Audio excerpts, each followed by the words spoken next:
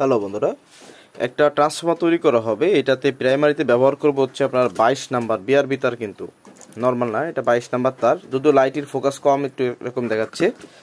আর সেকেন্ডারিতে ব্যবহার করবে 18 number wire gauge, এবং এটা হবে 45 ভোল্ট, এবং এটা আটটা ট্রানজিস্টার থেকে 12টা ট্রানজিস্টার ধিমসে চালাতে পারবে। এই ট্রান্সফর্মার থেকে ম্যাক্সিমাম 400 ওয়াট আর লোড নিলেও কিন্তু এটা পড়বে না। এভাবে এটাকে তৈরি করা হবে। আর কোডটা দেখতে একটু কেমন দেখাচ্ছে, আসলে বার্নিশ করা হয়েছে। এই দেখুন আমার হাতে এখনো বার্নিশ লাগানো, বার্নিশ করলে একটু কালারটা চেঞ্জ হয়ে যায়। আর এখানে দেখতে পাচ্ছেন একটা ট্রান্সফর্মার ওয়েন্ডিং মাত্র শেষ করে কমপ্লিট করলাম। এখন শুধু উপরে জামাগুলো পরানো বাকি আছে, মানে আপনার বেন্ডিং করা। তো এটা হচ্ছে আপনার 30-0-30, এটা প্রাইমারি 23 এবং 18 নাম্বার হচ্ছে সেকেন্ডারি। আর এটা দেখতে পাচ্ছেন আর প্রাইমারি 23 এবং সেকেন্ডারিতে হচ্ছে 18 নাম্বার। এটা হচ্ছে 24-0-24 ভোল্ট। এই ট্রান্সফরমারটা 0-12 ভোল্ট রাখা আছে, এবং এখানে দেখতে পাচ্ছেন তিনটে তার।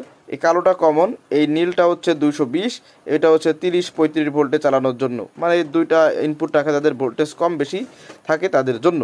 তো এইগুলো আসলে বিক্রি করা হবে। তো এইটার চাওয়া দাম হচ্ছে আপনার 2000 টাকা, এটা হচ্ছে 2200 টাকা। এটা আপনারা সাদা পেপার চাইলে বা কালো পেপার চাইলে দুটোই দেওয়া যাবে যদি কেউ নিতে চান। ঠিক আছে, ভোল্টেজ অ্যাকুরেট পাবেন সব কয় সাইডে। তো এখন বিষয়টা হচ্ছে এটা হচ্ছে আপনার 2200 টাকা চাওয়া দাম।